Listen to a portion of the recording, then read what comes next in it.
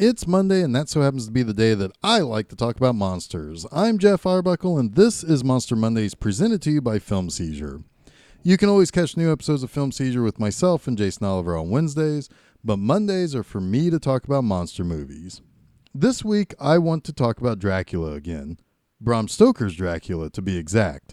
In 1992, Francis Ford Coppola released his version of the tale with a definite attempt to better adapt Bram Stoker's original novel from 1897. To really say this hadn't been done before isn't exactly fair. Most all Dracula movies had adapted several elements from Stoker's original novel, but the very nature of the novel itself makes it very difficult to truly adapt. Bram Stoker's Dracula, though, incorporates the novel and its style about as well as it possibly could while adding in some new elements to help fill out the narrative. I won't really talk about the movie itself until I get to my three things I like about the movie. Just know that the three things I've chosen are kind of similar to stuff I usually look at with each of the previous episodes of Monster Mondays. But they also all fall under a greater umbrella, and that's the style of the adaptation itself. When I was 15, I learned about the Coppola adaptation coming out. This was during a time in which I was getting a little deeper and deeper into watching movies and maturing as a person. I'd cut my teeth on horror in my youth already, but Dracula was something a little different than the slashers and various other monster movies.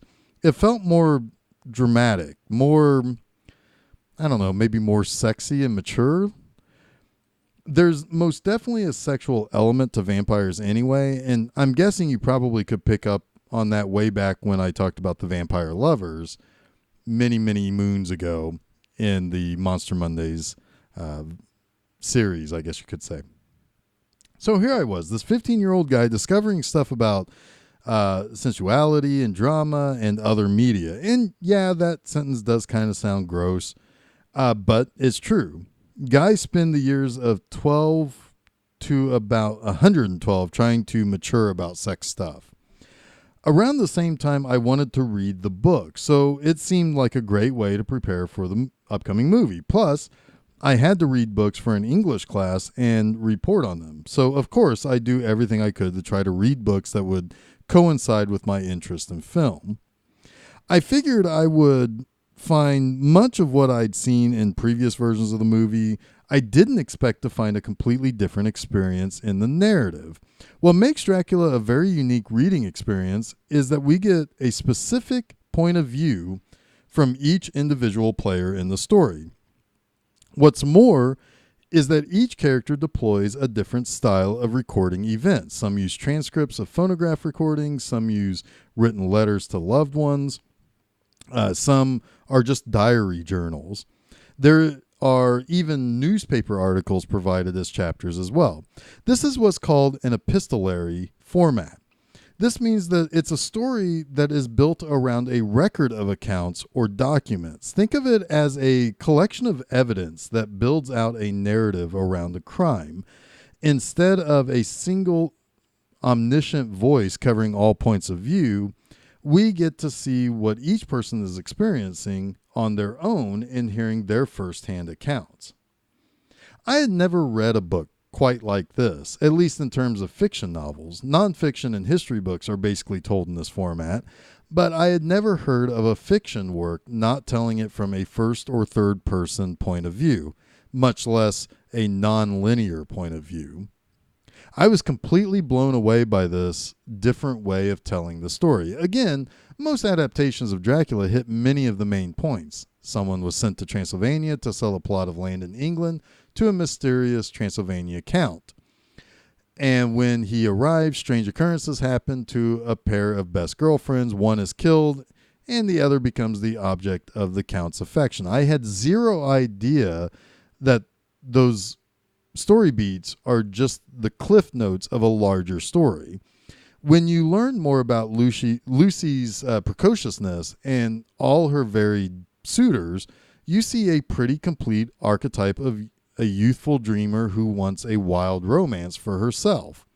There's a great deal of exploration into states of sanity, particularly from Dr. Seward's character, who runs asylum that houses one of Dracula's minions.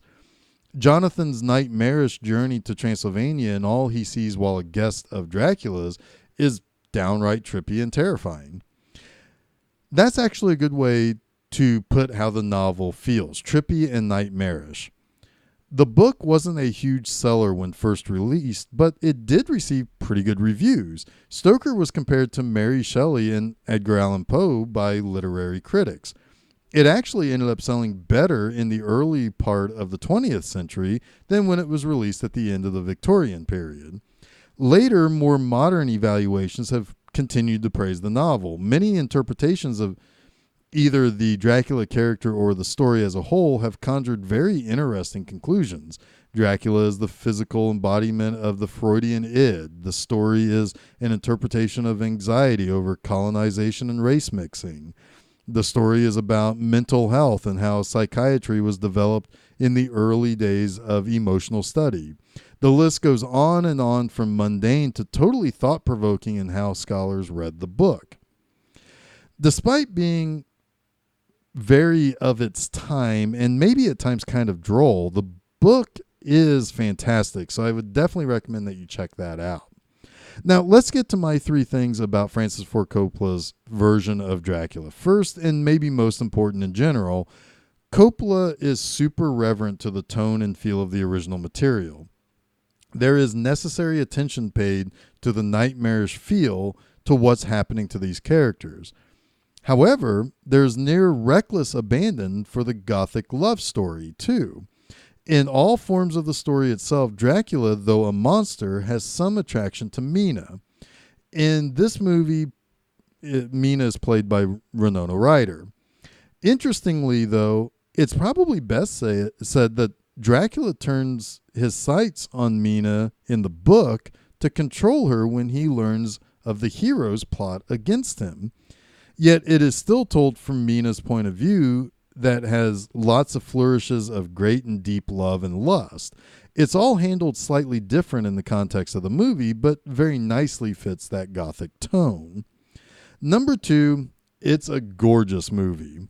It is an out-and-out period piece, and while there are certainly more nods to the universal classic Dracula, the look of the film follows more along the lines of the Hammer series, darker, more sinister lighting, more seemingly candle-lit interiors, thunder and lightning in hedge mazes, and the scene in which Dracula attacks Lucy is a particular standout for reasons that involve a werewolf having sex with a woman in a graveyard. But there is another amazing sequence in the movie when Dracula first sees Mina in the city. He follows her to what basically looks like a movie theater, and they are watching what I think is an advanced puppet show using various cutouts to tell a story against a lit screen.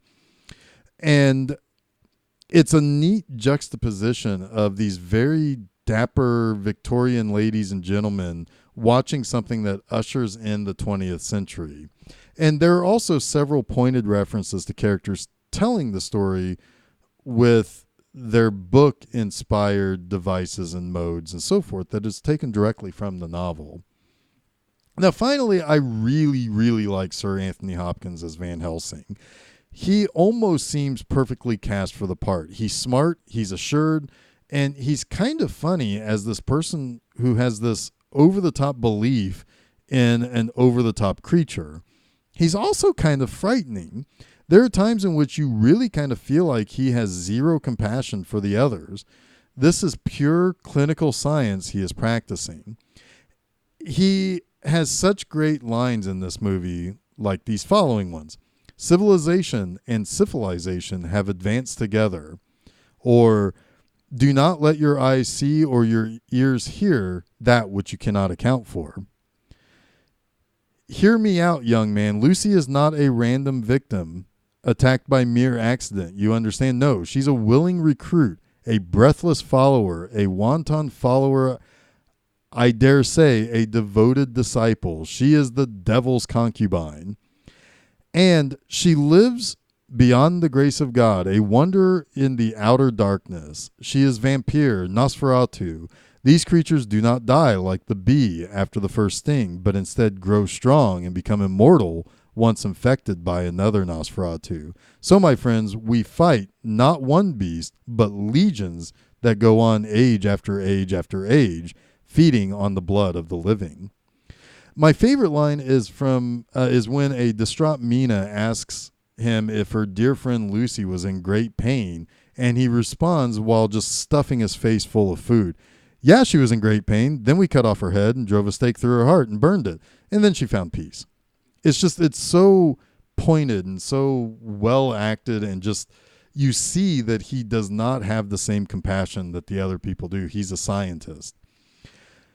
Now, with that said, it's time for me to find some peace too. I do very much recommend this movie. It's not as horror driven as some of the older Dracula movies. It's not as sexy as Bela Lugosi or Christopher Lee when it comes to suggesting a Dracula movie.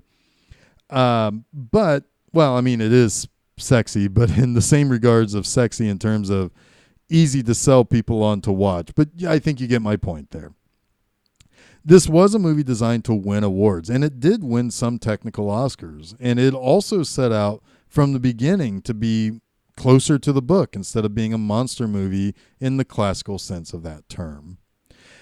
That wraps up this week's Monster Mondays. Until next week, I'll see you later. And don't forget to check out new episodes of Film Seizure every Wednesday and a new installment of Monster Mondays each Monday on filmseizure.com, as well as check out new posts at my website, B Movie Enema, each Friday morning.